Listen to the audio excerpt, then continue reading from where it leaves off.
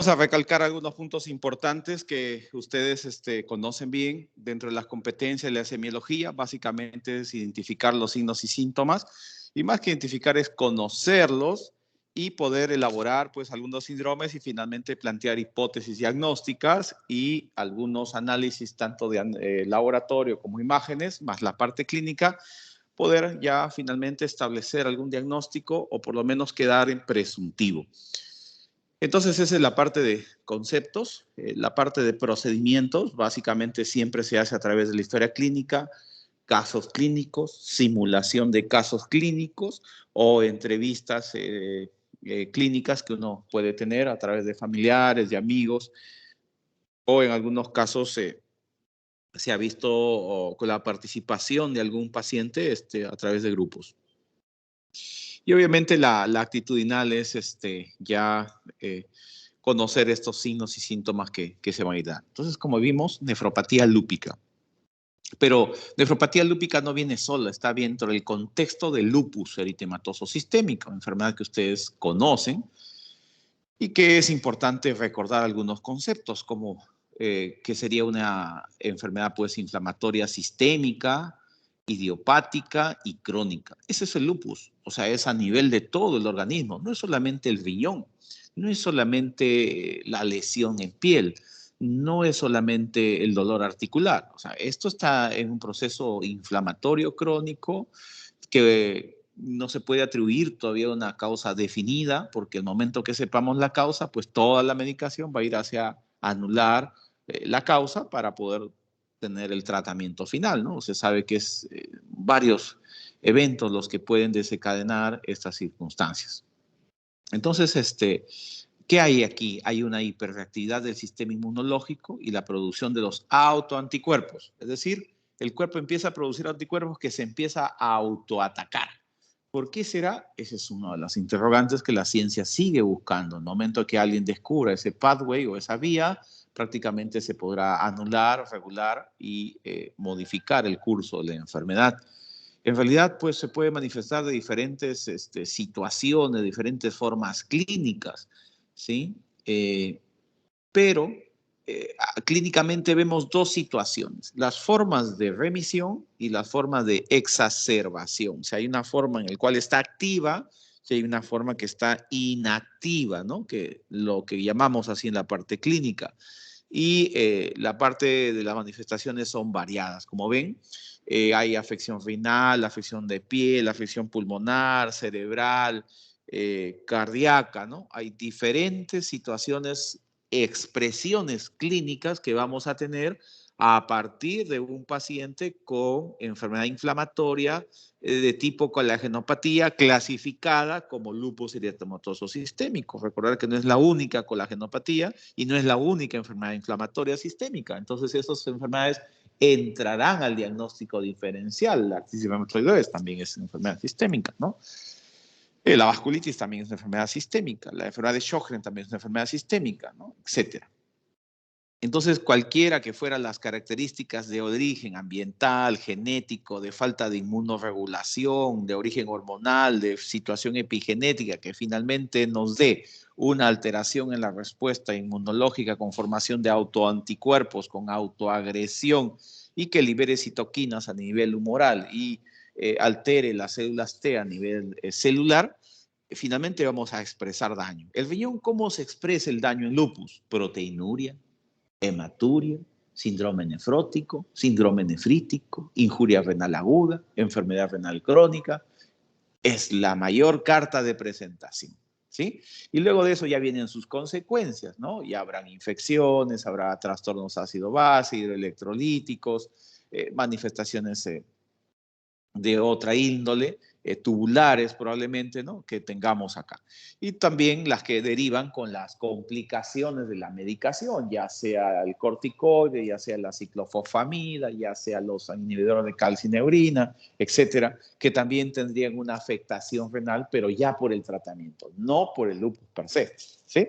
Entonces, sí es importante diferenciar a veces esta situación. De hecho, que el tratamiento, la complicación del tratamiento viene después del diagnóstico del lupus, ¿sí? Porque si yo no tengo diagnóstico, no puedo tratar nada. Entonces es fácil poder en el tiempo, en una línea de tiempo, establecer si la elevación de la creatinina o la proteinuria o alguna situación se relaciona más con la medicación o con la enfermedad de fondo. Y entonces tendremos pues algunas pruebas importantes a considerar. La prueba madre que nos diferencia sin duda es la biopsia renal. Entonces la biopsia yo voy a encontrar si hay lesiones tipo inflamatoria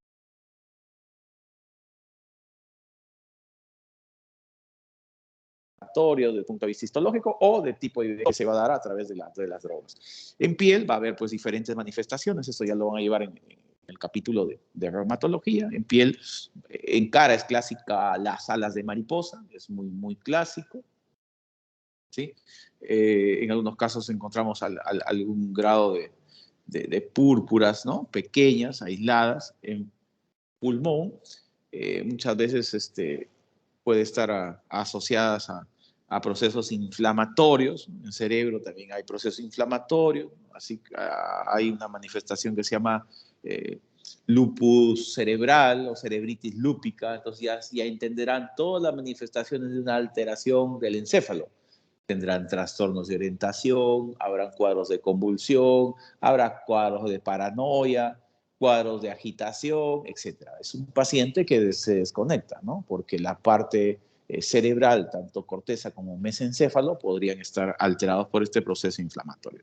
Y la carditis lúpica, la pericarditis lúpica, la cardiopatía lúpica, que también es muy característico. Y en algún momento se va a jugar con síndromes riñón-pulmón, se va a jugar con síndromes cardiorrenal, ¿sí? Que vamos a tener que tener en cuenta. Entonces, finalmente, para clasificar al lupus, como dije, hay una enfermedad sistémica, pero necesitamos clasificarla. La Organización Mundial de la Salud nos da 11 criterios en los cuales, según determinada presentación o caso clínico, uno puede identificar a un paciente, ¿correcto? Y entonces necesito que cumplan 4 de 11 criterios. Dentro de los 11 criterios tenemos eritema malar, eritema discoide, la fotosensibilidad, las úlceras orales. Bueno, con mi grupo vimos la vez pasada que había un paciente con fotosensibilidad, úlceras orales, había artritis, sinusitis, trastorno renal, trastorno neurológico, trastorno hematológico, trastorno inmunológico y la prueba de anticuerpos antinuclear. ¿Ok? Entonces, la vez pasada, bueno, nosotros revisamos, tenía proteinuria, tenía úlceras orales, tenía fotosensibilidad, ¿sí? Y tenía un anticuerpo antinuclear. Entonces, cumplía 4 de 11 criterios. Entonces, estos criterios sí sugiero que pudieran aprenderlos con alguna mnemotecnia importante. ¿Por qué? Porque la presentación de los casos va a venir así. Mujer de 18 años de edad que presenta dolor articular, a la semana presenta úlceras vocales, va hacia un viaje hacia el norte, del cual regresa y tiene sensación como que si hubiera tenido lesiones en la piel. Sus compañeras le manifiestan que tiene lesiones como si tuviera una mariposa en cara, como un tatuaje, y 2 semanas después tiene orina espumosa, acude al médico, le dice que tiene 1 gramo de proteinuria, ¿no? Su posibilidad diagnóstica es, ¿no? Entonces ahí está cumpliendo, por ejemplo, 4 de los criterios, ¿no? Teniendo 4 de los criterios, no habría mayor inconveniente desde ese punto de vista, ¿ok? Y hay una nueva clasificación, la nueva clasificación es una clasificación del 2019, que es la clasificación de la ARA, de la American Rheumatology Association, donde nosotros vamos a darnos ahora nuestra parte de actividad, ¿ok? Entonces, en los siguientes minutos vamos a buscar nueva clasificación de lupus, ¿sí? 5 minutos todos, por favor. Hay un cuadrito donde parte del ANA y hay criterios para dar una puntuación. Voy a preguntar a cada uno de ustedes el tema de la búsqueda bibliográfica sobre la nueva clasificación del lupus 2019, ¿correcto? 4 o 5 minutos y volvemos para tomar su participación y corroborar la lista que está aquí en el team. ¿Ok? Voy a traer mi registro.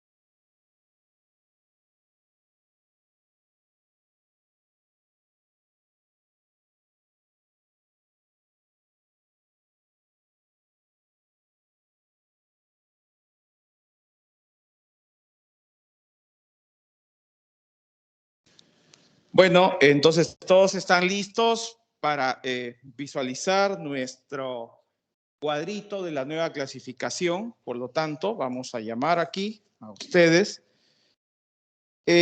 Yomira, ¿cuántos puntos tiene el cuadro de la nueva clasificación? Exacto. Puntos clínicos, ¿no? O de laboratorio, en el cuadrito.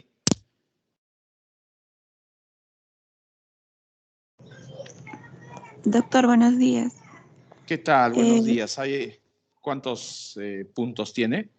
O sea, criterios, mejor dicho, ¿no? En criterios de la categoría clínica tiene el criterio constitucional, hematológicos, neuropsiquiátricos, mucocutáneos, serosos, musculoesqueléticos y renales. Bien. ¿Cuántos son? Si los cuentas. 7. Ok. 7 y por ahí van a haber algunas variantes. Ok. Gracias. Anef. Anef.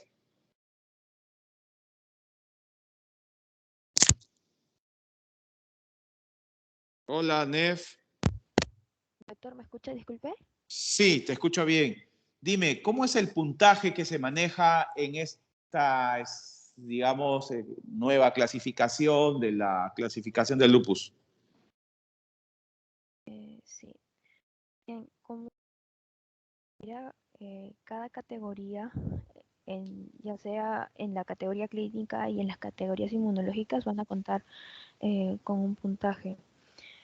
En este caso, la suma de ellos sería de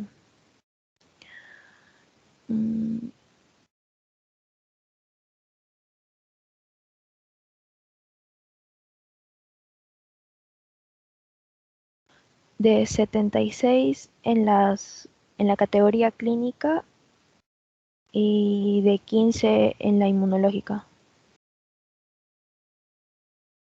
¿Y cuánto de puntaje mínimo necesitas para poder clasificarlo como lupus? Mínimo 10. Ok. En el criterio clínico, sí. Ya.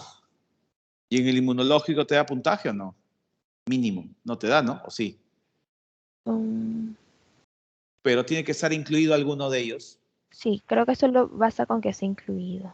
Ok, ¿no? Entonces, si bien es cierto, esta es una clasificación interesante porque le da más puntaje, más peso a lo clínico. En cambio, el anterior solo decía 4 de 11, ¿no? No daba cierta proporción hacia algo.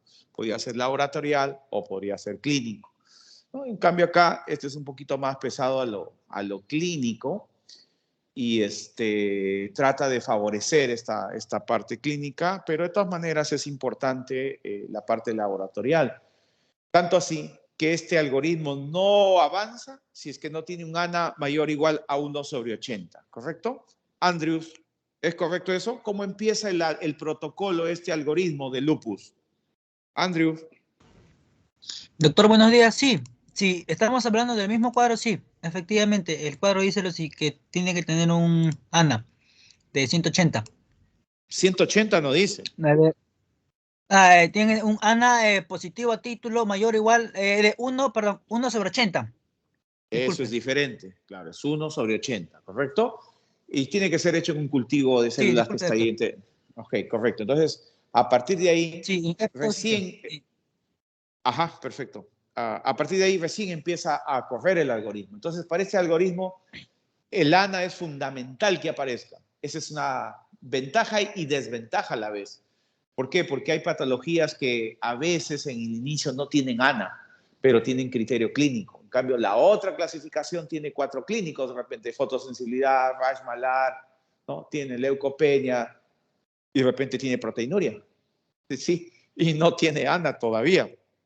Aunque ya se vio que es muy raro, el ANA es una sensibilidad muy alta, ¿no? Y especificidad muy alta, ¿no? Se dice que 99.9% de los casos tienen marcan. Entonces hay un porcentaje muy chiquitito que no marcan, ¿no? Por lo tanto, a partir de ahí se genera este tipo de algoritmo, correcto. Leslie, en el algoritmo, ¿en qué parte está la parte renal de este algoritmo? ¿Qué nos dice en la parte renal? ¿O hay esto que se relaciona con renal? ¿En qué parte está? ¿Puedes leerlo, por favor?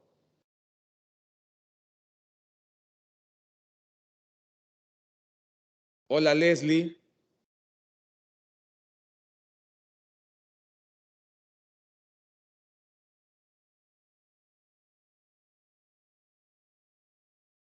Hola, Leslie.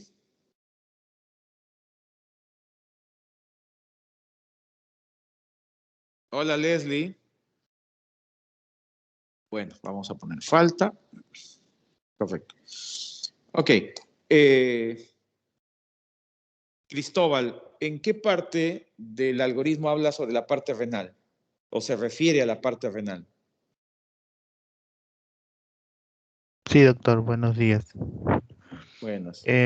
Sí, en la parte de las manifestaciones clínicas hay un parámetro que dice de renales, en el cual manifiesta, por ejemplo, proteinuria mayor a 0,5 gramos por 24 horas, 4 puntos. Si hay una biopsia renal clase 2 o 5 para nefritis lúpica, 8 puntos. Y si hay una biopsia renal clase 3 o 4 para nefritis lúpica, 10 puntos. Ok, perfecto. Y entonces, como ven, aquí ya nos habla, también incorpora el parámetro biopsia renal. En cambio, en la otra clasificación no tenía el parámetro biopsia renal. Entonces, en un caso clínico, a usted les puede venir paciente mujer de 19 años de edad, con dolor articular, con proteinuria, que tiene un resultado de biopsia renal tal, ¿no? Usted clasificaría como vasculitis, nefritis lúpica, glomerulonefritis postestreptocócica, ninguna de las anteriores, etcétera, ¿no? Entonces eso nos sirve un poquito para emprender este tipo de situaciones de clasificación. Correcto. Entonces, siendo así, esta nefritis lúpica obviamente comentamos que se da a través de los autoanticuerpos y estos complejos inmunes circulantes, ya sea el anti-DNA o el complemento, ¿no? Finalmente van a depositarse al riñón, ¿no? Estos complejos de ataque del complemento con el anti-DNA va a depositarse en el riñón en el daño renal inflamatorio que hace. Por lo tanto, cuando yo tomo una biopsia, voy a ver estos depósitos de inmunocomplejos en la microscopía electrónica. Se va a producir una activación del complemento, temas de quimiotaxis, el óxido nítrico y inflamación local, que finalmente pues van a causar este tipo de lesión renal. Este tipo de lesión renal